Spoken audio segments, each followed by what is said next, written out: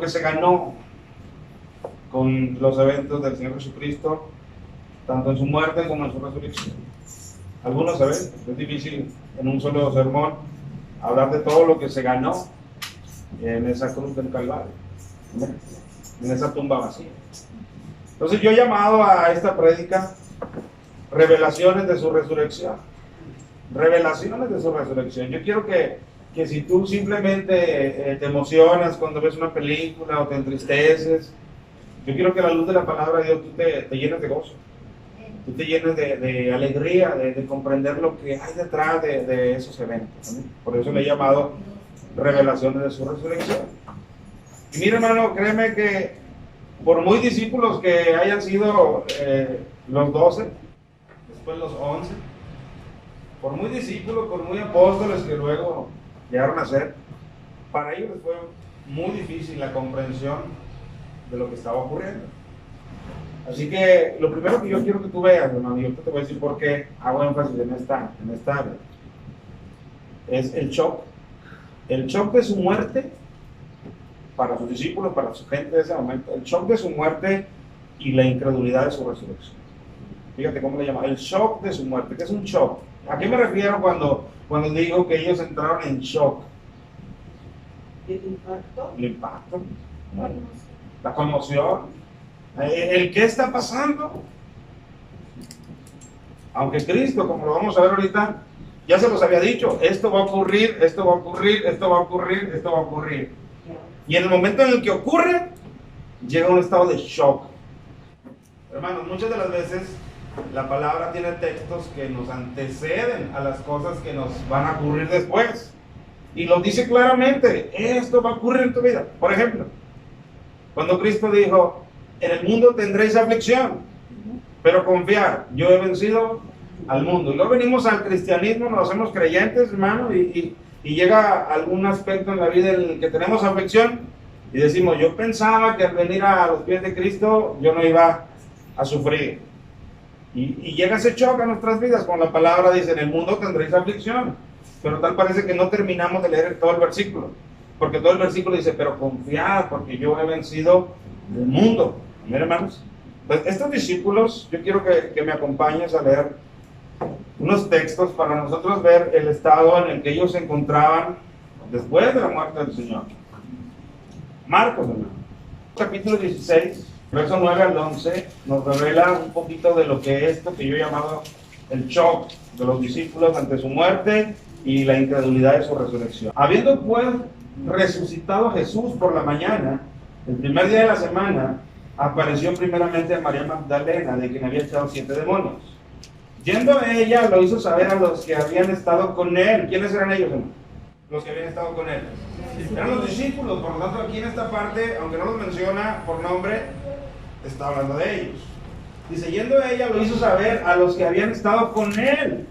Dice, que estaban tristes y llorando. A eso me refiero cuando digo el estado de shock para los discípulos. Ellos durante 3 años, hermano, habían sido entrenados por él, así, de manera cercana. Ellos le habían visto multiplicar el pan, los peces, le habían visto hacer sanidades, incluso levantar muertos. Ellos habían estado ahí presentes, hermano. Ya había ocurrido su muerte. Ya incluso habían pasado algunos días de su muerte. Estaban en el hecho mismo de la resurrección. ¿Y cuál era su estado de ánimo, hermano?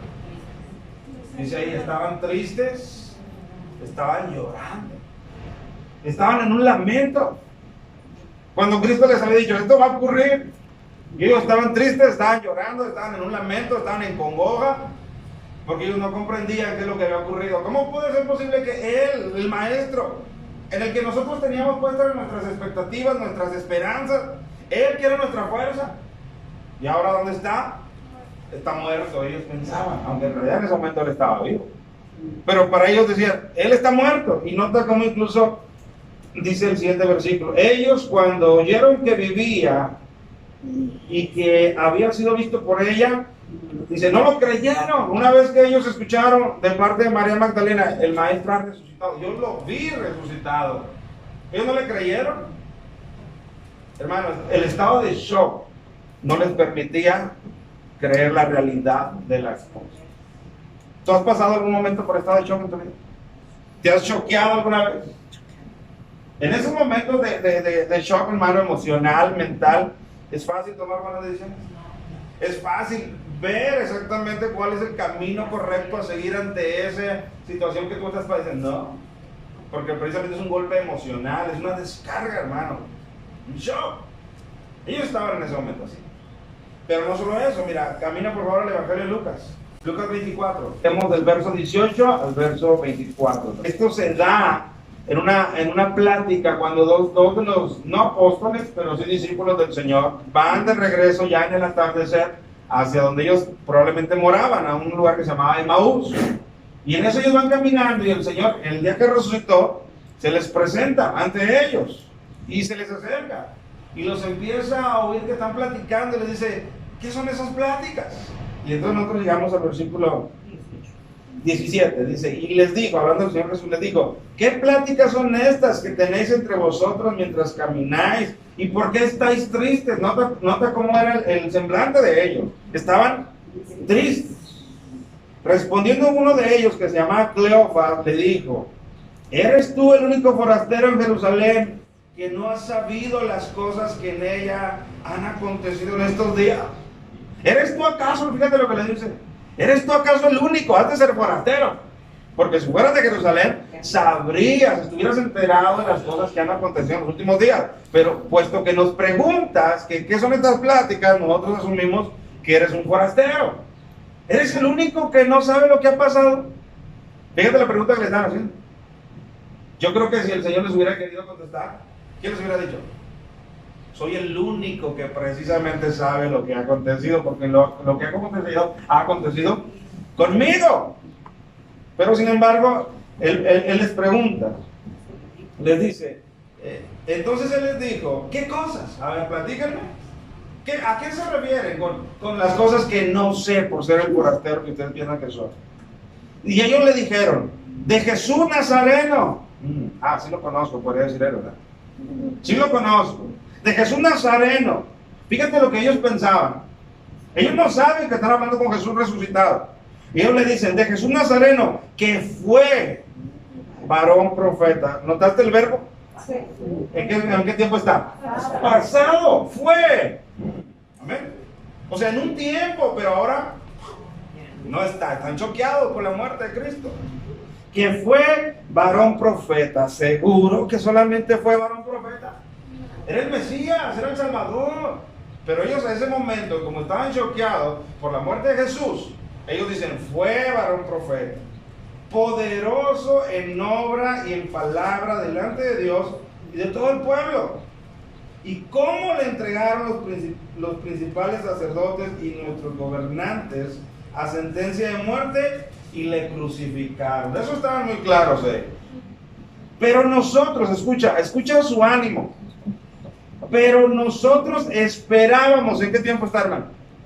El tiempo pasado nuevamente. Ellos están diciendo, lo que confiábamos nosotros ahora se ha diluido.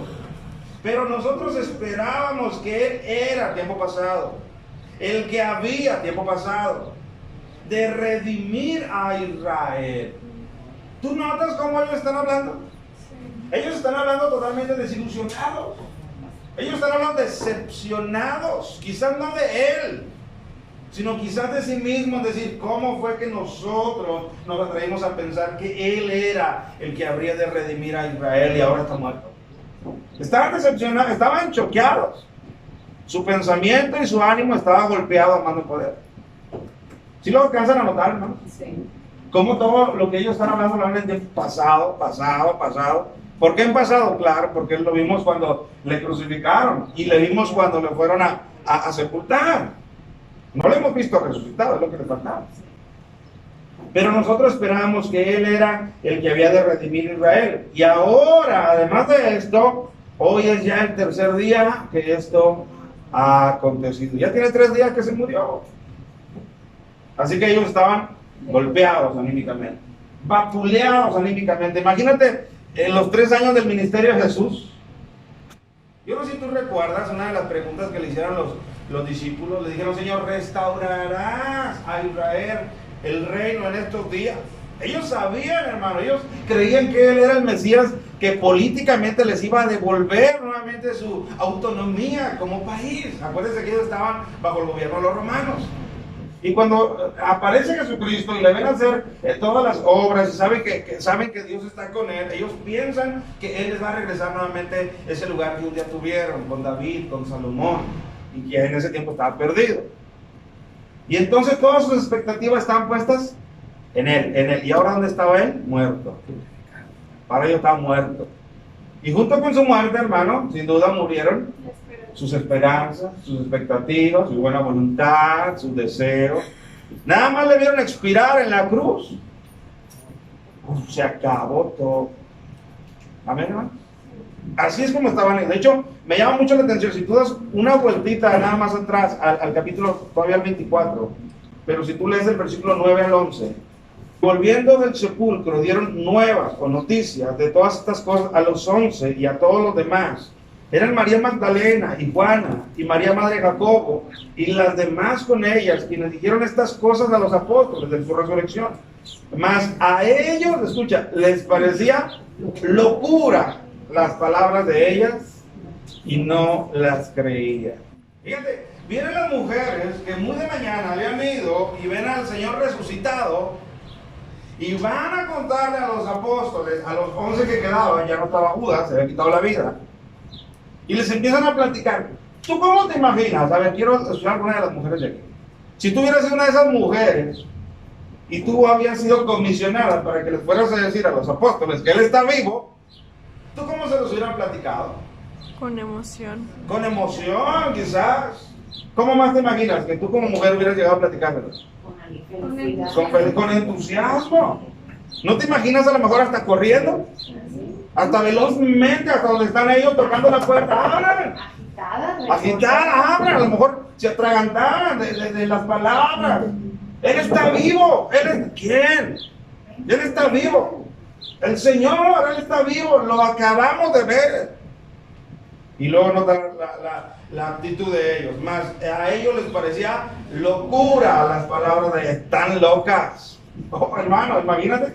Los discípulos de Cristo, a los cuales les había sido anunciado esto y esto y esto va a ocurrir. Y ahora ellos le están diciendo a las mujeres, tú estás loca. Nosotros le vimos muerto, nosotros le vimos. Wow. ¿Qué te parece eso, hermano? Hermano, Dios nos conoce. Dios sabe, hermano. Ahorita vamos a ver un episodio cuando sigamos leyendo lo de Maús, que el reproche de Cristo hacia ellos es falta de fe. ¿Por qué no creéis? ¿Cuántas de las veces, mis amados hermanos, a nuestras vidas llega la misma actitud? No creo lo que la palabra dice. No creo que Dios me va a sostener. No creo que Dios está de mi lado. ¿Por qué? Porque estoy viendo el cadáver de la situación que estoy viviendo y lo veo ahí. Digo, ¿cómo puede ser posible esto si yo estoy viendo el cadáver ahí de mi situación? Bueno, déjame decirte que el Dios que nosotros le servimos, a Él no le importa que haya cadáveres delante, Él puede levantar los cadáveres. Y Él cambia las situaciones, Él cambia las circunstancias. Aunque un cadáver esté por medio, Él dice, esto a mí no me interesa. Si yo le hablo a ese cadáver me obedece y se levanta. Así que si Dios le habla a tu necesidad, a tu situación, a tu problema, ese problema queda hecho a un lado. Amén. Entonces no fue fácil para los discípulos, aunque eran los discípulos, aunque eran los apóstoles, no fue fácil todos estos eventos de la muerte y la resurrección de Jesús. Dice, mas a ellos les parecía locura las palabras de ella y no les creían. Mujer, estás afectada, probablemente viste una visión, mujer, fue tu pensamiento. Imagínate tantas cosas no habrán ellos dicho. Amén, hermano. Volvámonos al texto de Emaús, que es ahí mismo, unos versículos más adelante, en ese capítulo 24. Cuando Él está hablando con ellos, cuando ellos ya le han expresado su semblante, su shock, su incredulidad, ellos siguen diciendo en el versículo 22, aunque también nos han asombrado unas mujeres, esas de las que estamos hablando, de entre nosotros, las que antes del día fueron al sepulcro y como no hallaron su cuerpo, vinieron diciendo que te habían visto visión de ángeles, quienes dijeron que Él vive. Y fueron algunos de los nuestros al sepulcro y hallaron así como las mujeres habían dicho, pero a él no le vieron. Ellos mismos habían escuchado el testimonio de las mujeres. Ellos mismos, cuando escucharon el testimonio de las mujeres, fueron y enviaron al sepulcro y cotejaron que estas cosas, como las mujeres se han platicado, eran así. Pero sin embargo, ¿qué había en su corazón todavía?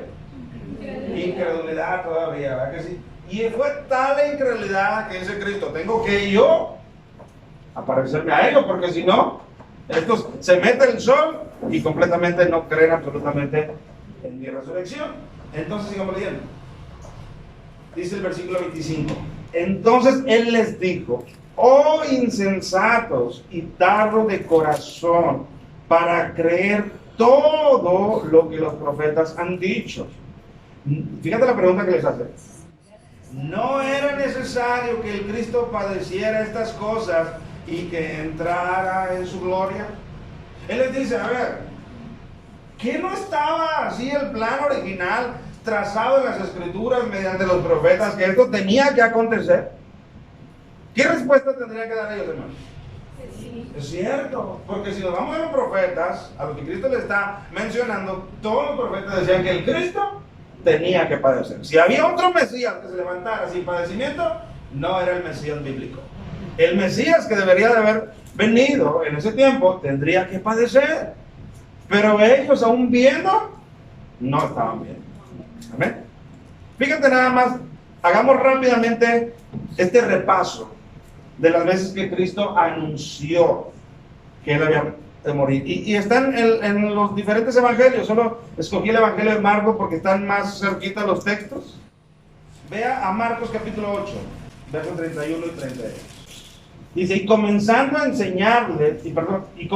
enseñarles que le era necesario al Hijo del Hombre padecer mucho y ser desechado por los ancianos, por los principales sacerdotes y por los escribas, y ser muerto y resucitar después de 3 días. Esto les decía claramente. Entonces, hermano, ¿por qué los tomó por sorpresa? Si Cristo les había dicho. Y si te fijas, dice el texto, esto les decía claramente, no era una parábola como él solía hablar. Esto se lo estaba diciendo claramente. Escucha: es necesario al Hijo del Hombre padecer mucho y ser desechado por los ancianos, por los principales sacerdotes y por los escribas, y ser muerto y resucitar. Se lo digo una vez, pero si tú avanzas al capítulo 9, le das solamente una vuelta, buscas el verso 30, dice: habiendo salido de allí, caminaron por Galilea, y no quería que nadie lo supiese, porque enseñaba a sus discípulos y les decía: el Hijo del Hombre será entregado en manos de los hombres y le matarán, pero después de muerto resucitará al tercer día. Es la segunda vez que Cristo ya se los había dicho, como para decir: hey, no lo olviden, porque creo que lo van a olvidar. No lo olviden, porque creo que lo van a olvidar, pero no es la última vez. Si tú caminas en Marcos, ahora el capítulo 10, versículo 32 hasta el 34, dice: iban por el camino subiendo a Jerusalén, y Jesús iba adelante. Escucha este detalle, hermano, es interesante. Y Jesús iba adelante, y ellos se asombraron y le seguían con miedo. Me detengo. ¿Por qué ellos se asombraron? ¿En qué radicaba el asombro de ellos? El texto solo dice que Jesús iba adelante. ¿Por qué se asombraron? ¿Por qué se asombraron? No, aquí todavía ni siquiera él había muerto. Aquí hay un asombro en los discípulos. Bueno, la razón del asombro es porque ellos sabían de antemano que ir a Jerusalén era algo peligroso, porque ya buscaban a Jesús para quitarle la vida. Y ellos, cuando le vieron hacia adelante, ellos decían: este hombre sabe que buscan su vida, y este hombre no se está escondiendo. Este hombre incluso va adelante. Por eso es que ellos se asombraron, porque nota lo que dice: iban por el camino subiendo a Jerusalén y Jesús iba adelante, y ellos se asombraron y le seguían con miedo. ¿Te fijas? Ellos tenían miedo porque sabían que Jerusalén para ellos era un peligro, pero que para Cristo no. Entonces, volviendo a tomar a los 12 aparte, fíjate, se los llevó aparte, les comenzó a decir las cosas que le habían de acontecer. He aquí subimos a Jerusalén, y el Hijo del Hombre será entregado a los principales sacerdotes y a los escribas, y le condenarán a muerte, y le entregarán a los gentiles, y le escarnecerán, y le azotarán, y le escupirán en él, y le matarán. Mas al tercer día resucitará. 3 veces, hermano. Cristo les estaba diciendo claramente lo que iba a ocurrir, para que cuando ocurriera, hermano, no los tomara por sorpresa y precisamente no tuvieran esa actitud que sí estaban teniendo. Porque Cristo no solamente les dijo, voy a padecer, voy a sufrir, me van a escarnecer, me van a azotar, me van a escupir. No solo les dijo eso, les dijo también voy a resucitar. Eso debía de haberlos llenado a ellos, entre la tristeza que les producía el padecimiento de Cristo, les debía de haber llenado también de tranquilidad, de gozo, de la autoridad que él tenía sobre la muerte, puesto que él iba a resucitar. Pero sin embargo, tal parece que esa escena, todos ellos la borraron de su mente, de sus oídos, porque solo estaban entristecidos, estaban en shock, estaban confundidos, estaban decepcionados y estaban en incredulidad. En incredulidad. Por eso cuando se les aparece en Emaús, lo que él les reprocha, oh insensatos y tardos de corazón para creer todo lo que los profetas han dicho. ¿No era necesario que el Cristo padeciera estas cosas y que entrara en su gloria? Y comenzando desde Moisés y siguiendo por todos los profetas, les declaraba en todas las escrituras lo que de él decían. O sea, en esa plática, hermano, en el camino de Emaús, una vez que los reprende, ellos no lo están viendo como el Cristo resucitado, acuérdate. Ellos lo están viendo como un forastero que sabe mucho Biblia. Porque este hombre les empieza a decir, ¿no dice Isaías que el Cristo es esto y esto? ¿No dice Jeremías del Cristo esto y esto? ¿No dicen los Salmos esto y esto? ¿No dice Moisés? Y cada vez que él les citaba una parte de la Escritura, los discípulos internamente, no lo reconocen ahí, pero internamente ellos dicen, este hombre tiene razón. Este hombre lo que nos está diciendo es verdad. ¿Por qué estamos pues en esta condición? Tanto, hermano, que cuando él se revela a ellos, dice que ellos lo invitan a su casa, a entrar, porque le dicen, mira, ya es tarde, ya anochece, quédate con nosotros. Él accede. Él, hermano, se sienta con ellos a la mesa y parte el pan. Y cuando él parte el pan y lo bendice, ellos lo reconocen, porque él les abre los ojos para que ellos lo reconozcan y dicen, wow, es el maestro resucitado. Pero inmediatamente también el texto dice que él desaparece de sus vistas. En ese momento él desaparece de sus vistas. No me ven. Y entonces ellos expresan esto. Entonces fue como una aparición. No, no fue una aparición. No, para nada fue una aparición. Fue el Cristo resucitado, tal y cual resucitado, porque en el primer siglo pudiera especularse que no resucitó, que meramente fue una aparición, pero en otra de las apariciones, de hecho en esa misma noche, ellos regresan de Emaús hasta Jerusalén a platicarle a los 11 que eran discípulos que están ahí, y todavía ellos están hablando de la resurrección, y ellos le dicen, verdaderamente ha resucitado, porque se nos apareció en el camino, y empiezan a platicar todo. Y en ese momento que le platican todo, ¿qué creen que ocurre? Si alguien de la Escritura lo sabe. Cristo se aparece en ese momento. Amén. Y ellos piensan que están viendo un espíritu, es el texto, una visión, un fantasma, algo así. Y Cristo, para mostrarles que verdaderamente ha resucitado, no solo les muestra sus heridas, sino que les dice, ¿tienen algo de comer aquí? ¿Tienen algo de comer? Y le dan un pez, un asado y un panal de miel. Y él empieza a comerlo delante de ellos. ¿Por qué? ¿Ustedes creen que tenía mucha hambre Cristo? No, querían mostrarles precisamente que no era una aparición, una visión, un fantasma, nada de eso. Él quería demostrarles que él era de carne y hueso resucitado. ¿Amén, hermano? Entonces, en este momento, cuando se aparece a los de Emaús, fíjate lo que dice el versículo 31, desde el 30. Estamos en Lucas 24:30.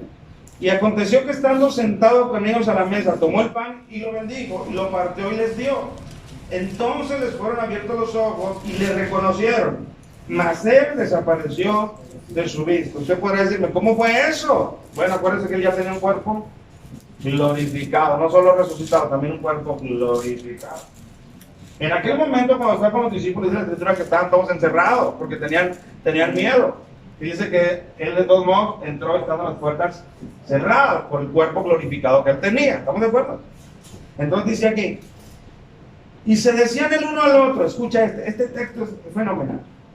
¿No ardía nuestro corazón en nosotros mientras nos hablaba en el camino y cuando nos abría las escrituras? Fíjate, dicen el uno al otro. ¿Por qué no lo dijeron mientras iban caminando?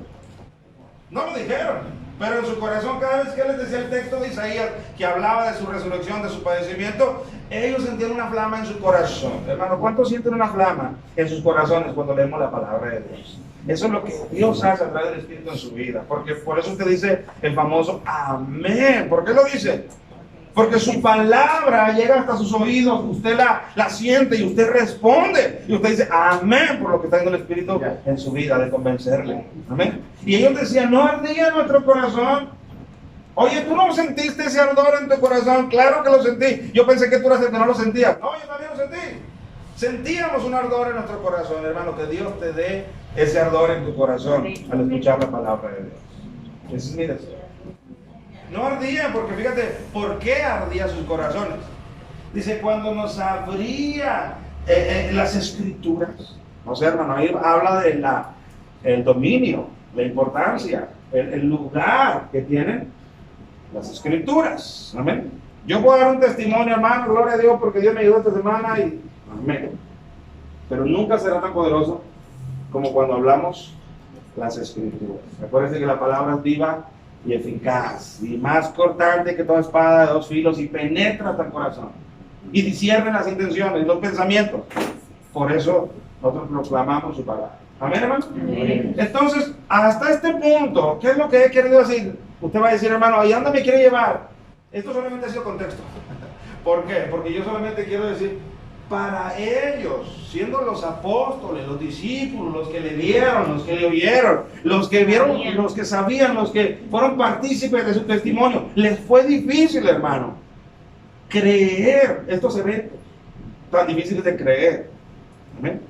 Bueno, yo lo que quisiera, hermanos, con esta predicación, es que ahorita que yo pase a los textos, porque acuérdate que la palabra se llama, o el título es Revelaciones de su resurrección. Ahorita que yo pase a mostrarte textos de lo que se ganó a tu favor, de lo que ocurrió por ti, más allá de su muerte y su resurrección, lo que había detrás de todo eso, yo no quisiera, hermanos, que a ninguno de nosotros nos abordara también la incredulidad como a ellos.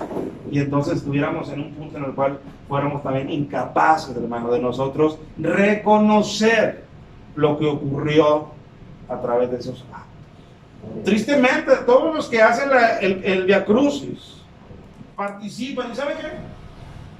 No saben qué es lo que hay detrás de eso, porque precisamente si supieran dirían, yo no voy a ser colgado, porque precisamente el que fue colgado para que yo fuera librado de todo eso. Pero sin embargo ellos piensan que con participar en algo, con flagelarse, ese es un sacrificio agradable a Dios, cuando es exactamente todo lo contrario. Pues no conocen ellos lo que realmente hay detrás de los eventos, pero yo quiero que tú lo conozcas. Pero todo esto que te estoy hablando solamente fue contexto para que tú veas que incluso para los mismos discípulos fue muy difícil, hermano, la certeza de estas cosas. Bueno, yo no quiero que para ti lo sea. Yo quiero que cada texto, nada más vamos a leer 4 textos. Con eso va a ser más que suficiente. Yo quiero que con esos 4 textos que nosotros leamos, hermano, para ti y para mí, sea un convencimiento, hermano. Claro, que tú lo abraces, que tú digas gracias, Señor, que la siguiente vez que tú te pares aquí des gracias por lo que Dios hizo en tu vida, por tu familia, por tu enfermedad, y también le digas, Señor, gracias por lo que fue ganado a mi favor, por tu muerte y tu resurrección. A ver, que haya esa claridad, que tú lo puedas compartir a alguien más, que tú estés en tu corazón con convencimiento. Así que, hermanos, vamos a leer estas 4 porciones de lo que se logró con la muerte y la resurrección del Señor Jesucristo. Romanos 5:10 dice, versículo 10, pues si siendo enemigos fuimos reconciliados con Dios por la muerte de su Hijo, mucho más estando reconciliados seremos salvos por su vida.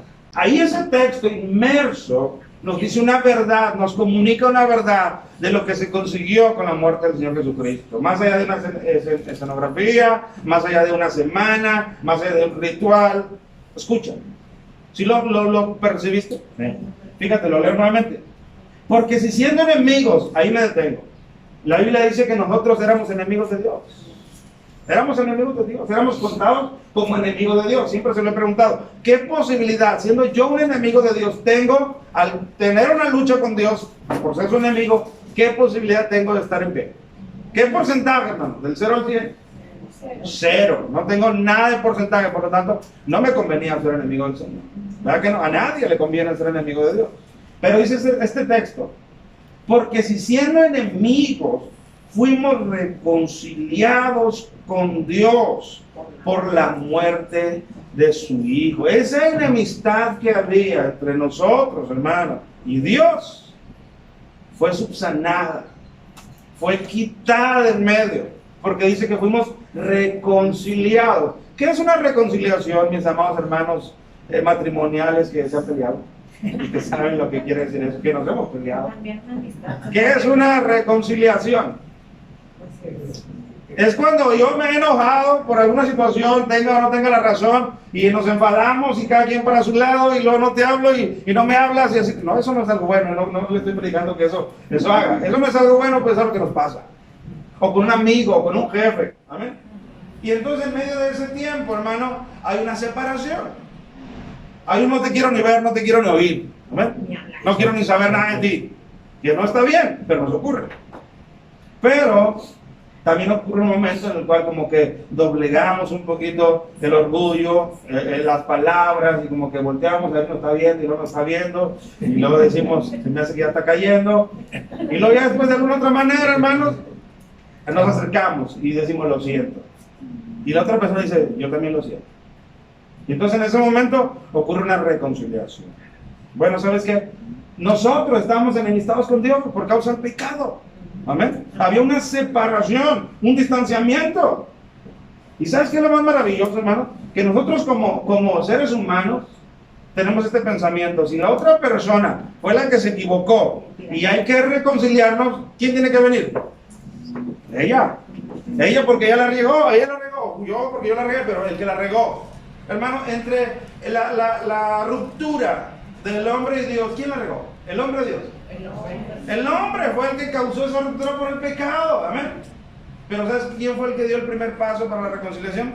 Fue Dios, hermano. Él fue el que dijo, te voy a reconciliar conmigo porque estamos de espaldas. ¿Por qué? Porque no hay una comunión entre tú y yo no te creé para eso. Te creé para que tú convivas conmigo. Y Dios es el que da el primer paso en la reconciliación. Y ese primer paso se llama Jesucristo. Fíjate cómo dice.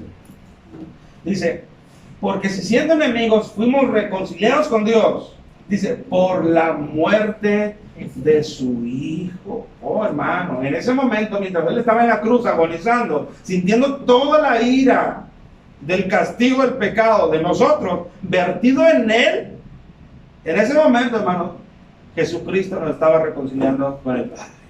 Jesucristo nos estaba clamando por nosotros. Estaba diciendo, Padre, perdónales, porque nunca supieron lo que hicieron, perdónales. Y el Padre estaba diciendo, amén, ok, acepto tu sacrificio como mi hijo para poderlos volver a abrazar nuevamente. Y en ese momento, hermano, fuimos reconciliados.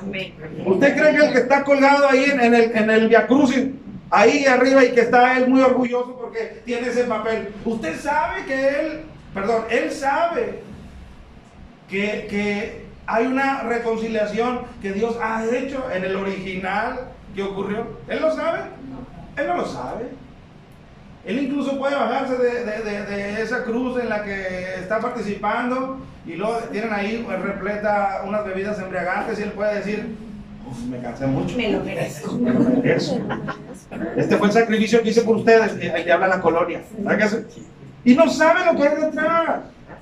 Nosotros, no puede ser posible que nosotros en estos días veamos películas y la lagrimita salga, la lagrimita por lo que estamos viendo. No puede salir por eso la lágrima si va a salir, tiene que salir porque aquello fue por mi causa. Por eso debe salir, no por lo que estoy viendo. Oh Señor, fue por mí. Ahí es donde debe salir mi lágrima. Amén.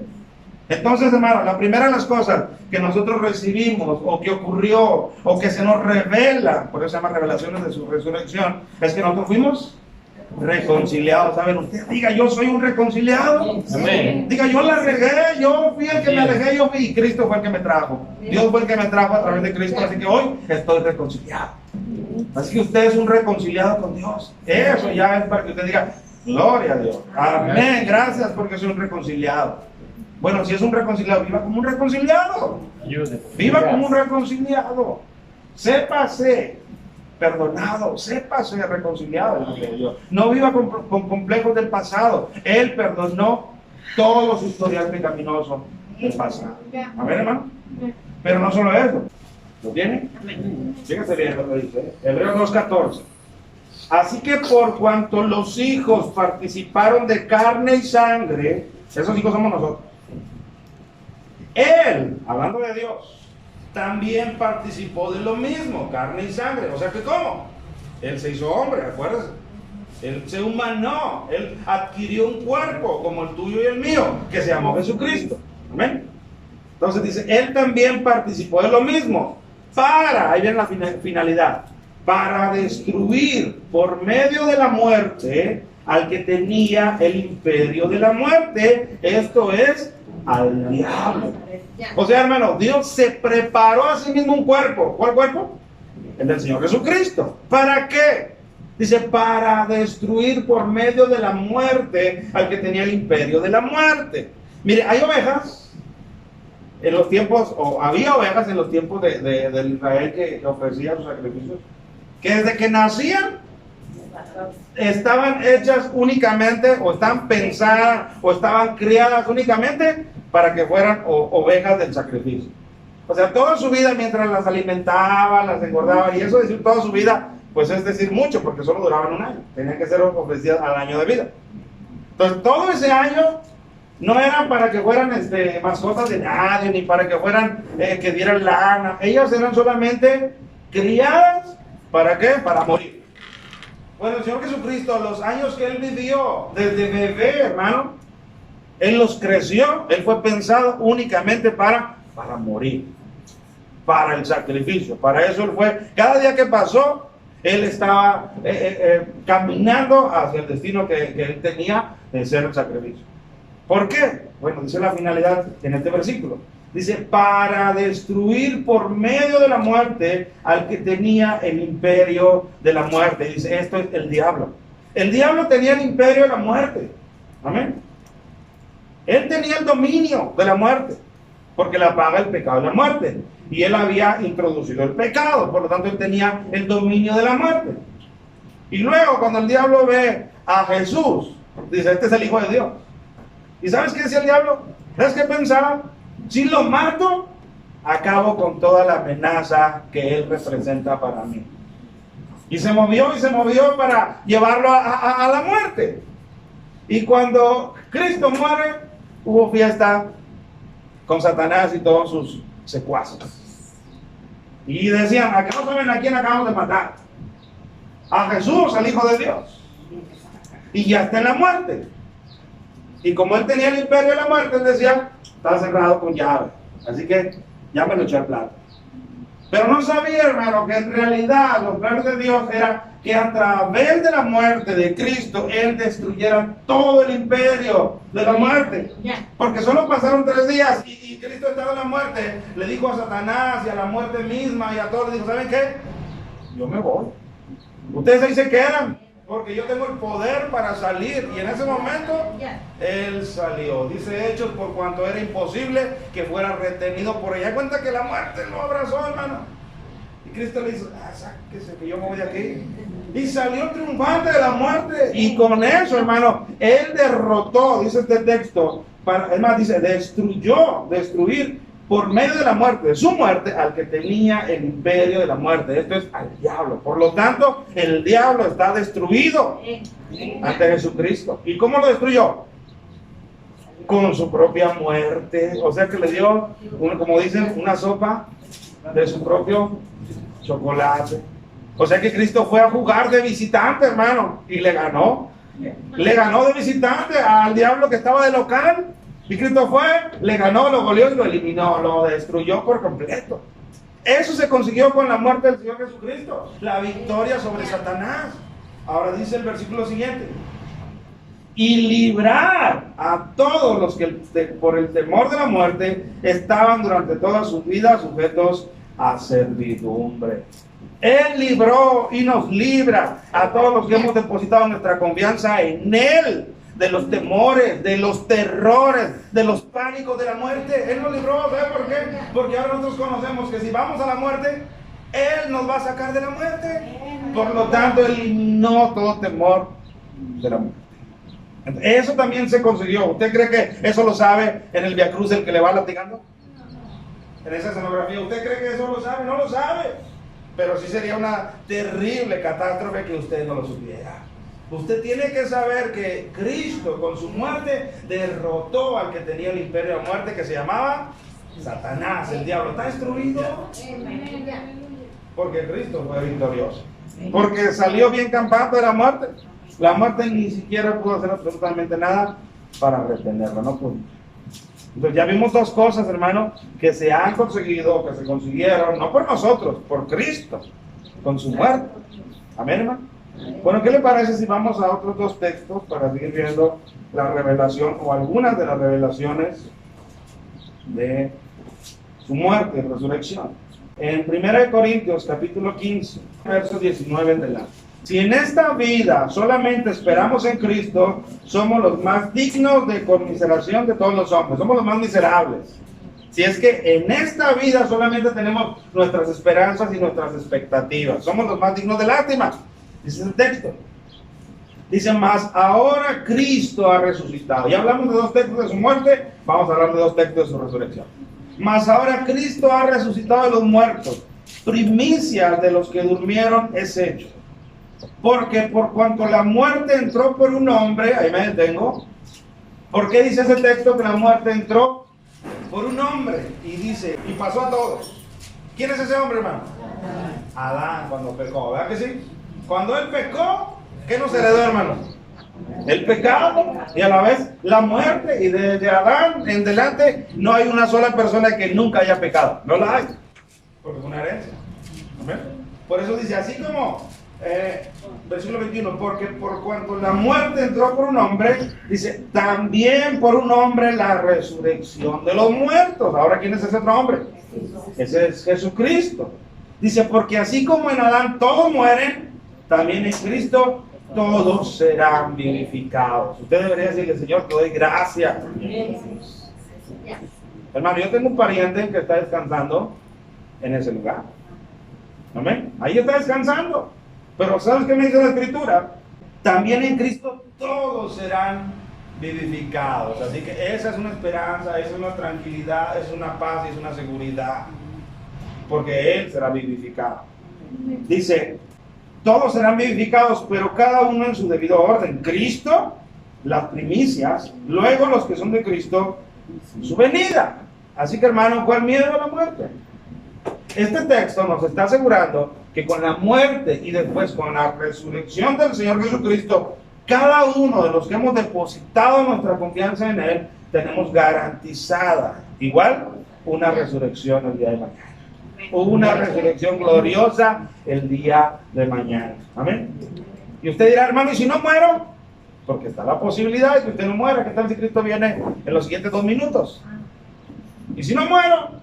Pablo dice, y los que no hemos muerto, dice, seremos transformados, dice, en un abrir y cerrar de ojos a un cuerpo glorificado. Así que, hermanos, tenemos asegurado un cuerpo glorificado como el de Él. Amén.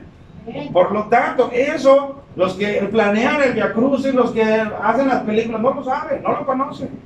Pero usted y yo debemos de conocerlo. ¿Para qué? Para darle gloria a Dios. Para decirle, te doy gracias, Señor, por lo que tú tienes listo para mí. Amén. Hay un cuerpo resucitado para usted. Hay un cuerpo glorificado para usted.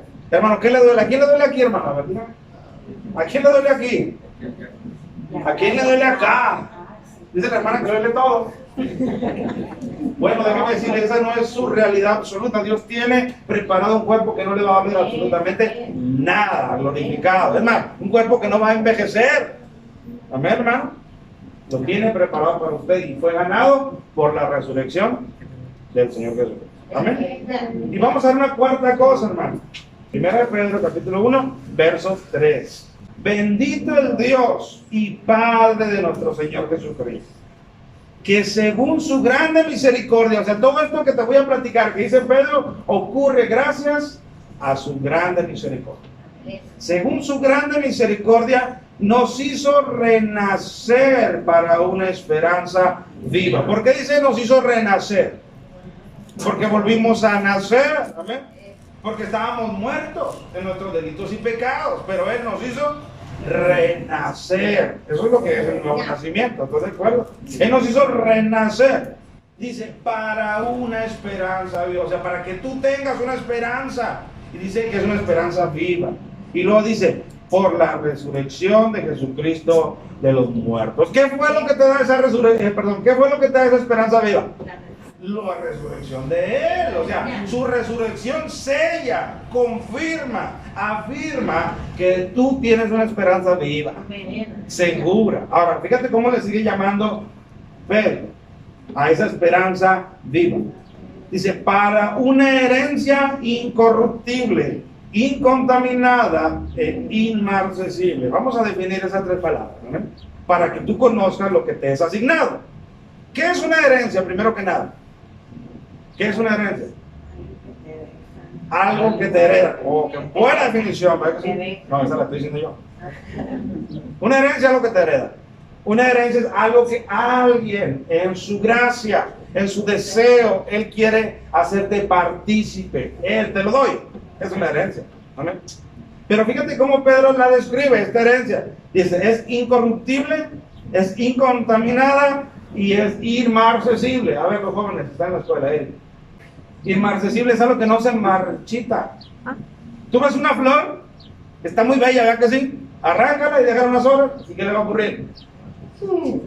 Bueno, la herencia que tenemos asignada es una herencia incorruptible, no se corrompe. Es una herencia incontaminada, no se contamina. Y es una herencia inmarcesible, no se marchita, hermano. ¿Quién no quiere no se muere, no fenece? ¿Quién no quiere tener una esperanza así, una herencia así? No se marchita, no se corrompe, no se echa a perder. ¿A qué te suena esto? Bueno, te voy a recordar unas palabras de Cristo. Cristo dijo, haced tesoros en el cielo, donde ladrones no roban, o sea, no merman, donde no se corrompe, donde no se devalúa. Eso es lo que está diciendo Pedro aquí. Nosotros tenemos una esperanza viva, una herencia reservada. Dice, incorruptible, incontaminada e inmarcesible. Y dice, reservada en los cielos para vosotros.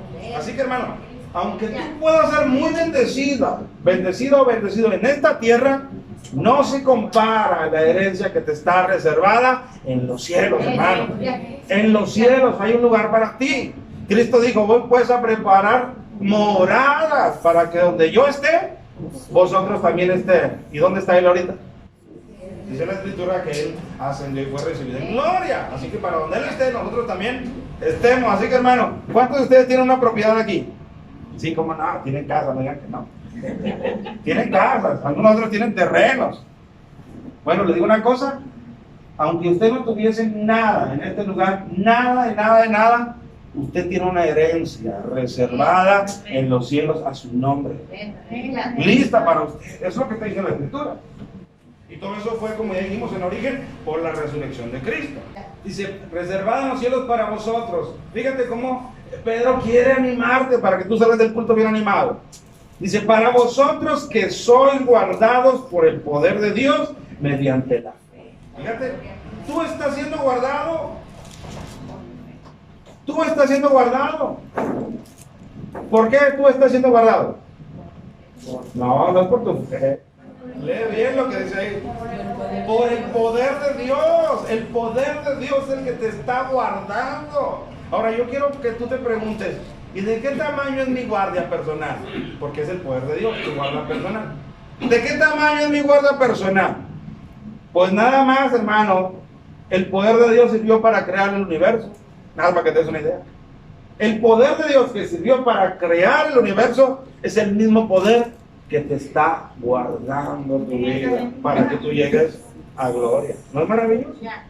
Que son guardados por el poder de Dios mediante la fe, para alcanzar la salvación que está preparada para ser manifestada en el día postrero, en lo cual vosotros os alegráis. Y aquí todos dicen, amén. Me dejan solo. Fíjate cómo dice la escritura, hablando de esa esperanza, dice, en la cual, dice, vosotros os alegráis. Amén. Amén. ¿Por qué? Porque esa es una realidad. Tú debes de alegrarte en lo que tu Padre te tiene reservado para el día de mañana. Amén. Amén, tú debes de decir. En lo cual vosotros os alegráis. Dice, aunque ahora, por un poco de tiempo, si es necesario, tengáis que ser afligidos por diversas pruebas. Aquí es donde tú dices, porque a nadie nos gusta ser afligidos, hermano, por diversas pruebas, pero si es necesario, tenemos que ser afligidos. ¿Amén? Pero acuérdate, aunque tú seas afligido por diversas pruebas, no se te olvide que todo es en una esfera del poder de Dios que te está guardando. Así que puedes ser afligido, pero nunca esa aflicción será fuera del poder de Dios que está guardando tu vida. ¿A quién le gustan las aflicciones para pasar las mías? ¿A quién le verdad que a nadie nos gustan las aflicciones? No les gustan. Pero fíjate cómo dice, en lo cual vosotros os alegráis, aunque ahora por un poco de tiempo, y escucha, si es necesario, tengáis que ser afligidos en diversas pruebas. Yo te voy a hacer una pregunta. ¿Quién cataloga si es necesario que mi vida sea afligida por esas pruebas? ¿Quién la cataloga? Dios. Dios. Cuando Dios observa mi fe, mi vida, mi estado de ánimo, mi condición cristiana, cuando Él me observa y dice, este muchacho está muy frío, tengo que meterle una prueba, un calce, para que pueda dar el tamaño. Entonces Dios permite una tribulación, una prueba. A mí no me gusta, pero delante de los ojos de Dios dice que esa prueba es necesaria para que mi vida sea afianzada delante de Él. Por eso dice, si es necesario, tengáis que ser afligidos en diversas pruebas, para que sometida a prueba vuestra fe, mucho más preciosa que el oro, en el cual, aunque perecedero se prueba con fuego, sea hallada en alabanza, gloria y honra, cuando sea manifestado Jesucristo, a quien amáis sin verle. ¿Cuántos de ustedes han visto a Cristo? Yo no lo he visto, pero espero verle. Amén. A quien amáis sin haberle visto, en quien creyendo ahora, aunque no le veáis, os alegráis con gozo inefable y glorioso. Y aquí es otra vez cuando usted se goza. ¿Te fijas cómo la escritura es como un carrusel? Te da alegría, te da de qué pensar, no te da tristeza, la palabra te lo aseguro, no te da tristeza. A veces no te la tomamos, pero no te la da. Entonces, hermano, yo sé que aquí fui un poco más extenso, pero de lo que aquí te estoy hablando es de que por la resurrección de Jesucristo, tú tienes una esperanza viva. Y así como cuán seguro fue su resurrección, que cuando Él dijo que iba a resucitar, resucitó, así de seguro es esta esperanza que te está reservada en los cielos. Amén. Entonces, estas 4 cosas que nosotros hemos hablado son solo algunas de las cosas que se lograron o que se ganaron o que la palabra nos comunica que ocurrieron a nuestro favor y que nosotros deberíamos de sentirnos grandemente bendecidos. Amén. Así que la siguiente vez que haya un viacrucis, que haya una película, tú tienes que ver detrás de todo eso que a ti te ha sido comunicado algo más glorioso, de más peso, en lo cual tú deberías de gozarte grandemente. Amén, hermano. Amén. Y yo comprendo que siendo hombres nosotros y no siendo los apóstoles, aún algunas de estas cosas nos será difícil a veces creerlas. Porque para ellos, siendo los discípulos, les fue difícil creer lo de la resurrección. Bueno, yo te invito, no dudes, hermano, cree. Hay una herencia para cada uno de ustedes. Hay una resurrección para cada uno de ustedes. Hay una reconciliación ya dada a cada uno de ustedes, hermano. Así que yo espero que el día de hoy usted salga aquí, pero con la frente bien. No enorgulleciendo de sí mismo, pero sí gozoso grandemente de lo que Dios ha hecho a través de la muerte y la resurrección de Jesucristo, ahora comprendido por usted. ¿Cuánto le dan gloria al Señor? Así que, hermanos, si hoy dijéramos, hermanos, vamos a comenzar otra vez nuestro culto, va a haber lugar para los agradecimientos, ¿qué diría usted? Gracias. Gracias, ¿por qué?